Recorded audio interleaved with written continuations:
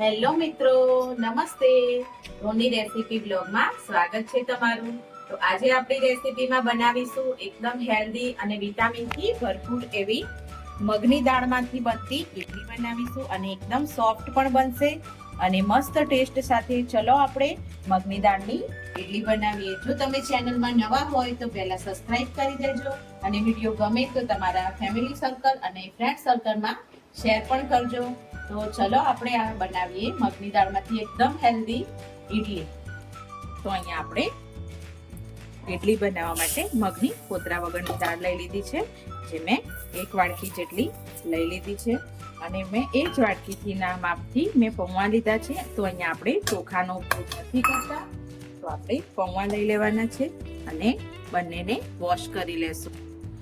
તો આપણે વોશ કરી લીધી છે, 2 થી 3 પાણીથી વોશ કરી લેવાની રહેશે. પછી ખાટી છાશ છે, જે એકદમ 1 વાટકી ભરીને આખી મોટી ખાટી છાશ એડ કરી અને આને 4 થી 5 કલાક માટે આપણે પલળવા દેશું. તો આપણે 4 થી 5 કલાક થઈ ગયા છે ને જોઈએ તો આપણી દાળ અને પૌવા બંને પણ પલળી ગયા છે. તો આપણે આને ક્રશ કરી લઈશું. તો આપણે આ રીતે મિક્સર જારમાં થોડા બેટરને એડ કરી દઈશું. જેટલું બને એટલું પાણી ઓછું એડ કરીશું. આપણે પીસાય એટલું જ પાણી એડ કરીશું, થોડું 2 થી 3 ચમચી જેટલું. અને આમાં હું લીલા મરચાં અને કોથમીર લઈ લઉં છું, તેથી એકદમ ગ્રીન જેવો કલર પણ આવે અને ટેસ્ટ પણ સારો લાગે. તો હવે આને આપણે ક્રશ કરી દઈએ. તો અહીંયા આપણે મસ્ત એવા બેટરને આપણા એકદમ ક્રશ કરી લીધું છે. તો આ રીતે આપણે ક્રશ કરવાનું રહેશે, જેથી કરીને એકદમ સરસ એવી આપણી ઇડલી બનીને તૈયાર થઈ જાય છે. તો હવે આપણે આ બેટરને થોડું એવું આ રીતે ફેટી લેશું.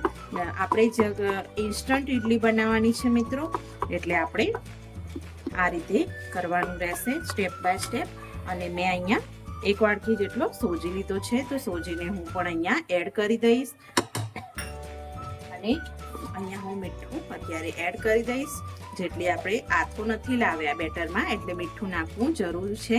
મીઠું છે થોડુંક આથા જેવું કામ કરે છે, એટલે સોજીને મસ્ત એવું હલાવી દેવો, અંદર મિક્સ કરી લેશું અને પછી થોડી વાર એવું આપણે 10 થી 15 મિનિટ આને રેસ્ટ આપીશું અને પછી આપણે ઇડલી બનાવવાની સ્ટાર્ટ કરીશું. અને જેથી કરીને સોજી છે એ અંદર મસ્ત એવો ફૂલી પણ જાય અને આપણું બેટર થોડું ઠીક પણ થઈ જાય. અહીંયા મેં અડધો ગ્લાસ જેટલું પાણી લીધું છે. મેં ક્રશ કરવા માટે આ અડધો ગ્લાસ જેટલું પાણી મારે જરૂર પડી હતી, તો મેં અહીંયા અડધો ગ્લાસ જેટલું પાણી નાખી અને પછી બેટરને ક્રશ કર્યું છે. તો આ રીતે આપણે મગની દાળનું બેટર બનાવવાનું રહેશે. હજી આમાં આપણે એક તડકો મારવાનો છે, તો આગળ વિડીયોમાં બન્યા રહો. તો આપણે આમાં એક તડકો મારીશું. સોજી આપણો ફૂલી જાય પછી આપણે એમાં એક વઘાર કરવાનું છે.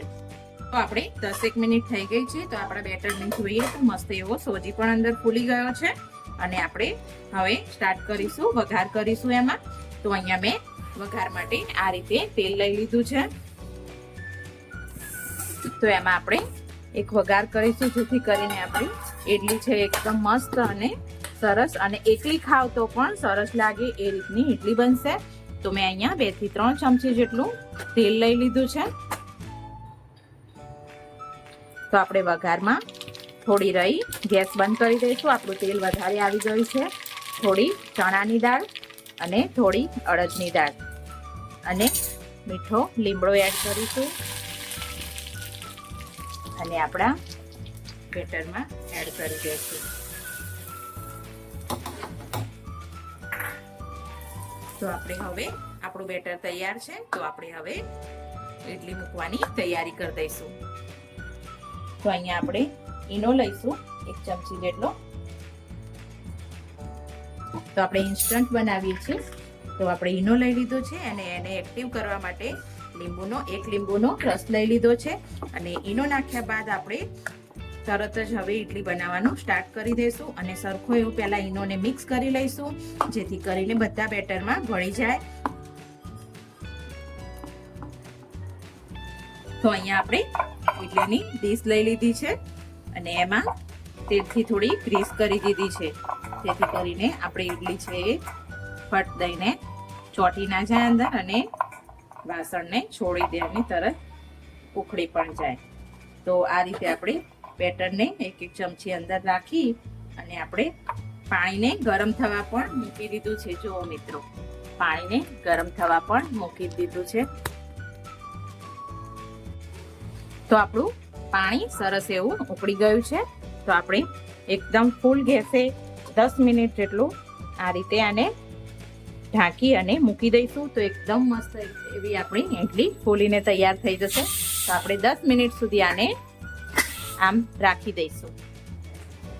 તો આપણે 5 થી 7 મિનિટ જેટલું થઈ ગયું છે ને આપણે જોઈએ તો આપણી ઈડલી મસ્ત એવી ફૂલી પણ ગઈ છે અને મસ્ત એવી સોફ્ટ પણ થઈ છે. તો આપણે આ રીતે કોઈ પણ ચપ્પાની મદદથી જોઈશું તો ચપ્પામાં ચોટે નહીં આપણું બેટર. એ રીતે આપણે જો બિલકુલ આપણું ચપ્પાને ચોટતું નથી બેટર, તો આપણી ઈડલી ચડી ગઈ છે. તો આને આપણે બહાર કાઢી લેશું. તો આપણે આને બહાર કાઢી લેશું અને એ જ રીતે આપણું બધું જ બેટર આપણે બધી જ થાળીઓમાં ગ્રીસ કરી અને મૂકી દેશું. બધી જ ઈડલી આપણે તૈયાર કરી લેશું. તો આપણે જોઈએ તો આપણી ઈડલી એકદમ મસ્ત એવી બનીને તૈયાર થઈ ગઈ છે મિત્રો. તો એકદમ આસાનીથી આપણું વાસણ પણ છોડી દેશે અને મસ્ત એવી ઈડલી સોફ્ટ ઠંડી થઈ જશે ને ઈડલી તો પણ એકદમ સોફ્ટ રહેશે. એકદમ વિટામિનથી ભરપૂર એવી આ ઈડલી આપણે બનાવી છે. તો તમે પણ તમારા ઘરે જરૂરથી ટ્રાય કરજો મિત્રો. મસ્ત એવી આને આપણે હવે સંભાર જોડે ખાઈશું. તમે ચટણી જોડે કોઈ બી જોડે લઈ શકો છો. એમનેમ સોસ જોડે પણ ખાઈ શકો છો, તમને ભાવે તે રીતે. તો મેં આના જોડે સંભાર બનાવ્યો છે. તમારે જે અનુકૂળ હોય એ તમે બનાવી શકો છો. અને આ રીતે મસ્ત એવી મસ્ત મજાની ઈડલી થોડીક જ વારમાં તૈયાર થઈ જાય છે. અને એ પણ મગની દાળમાંથી.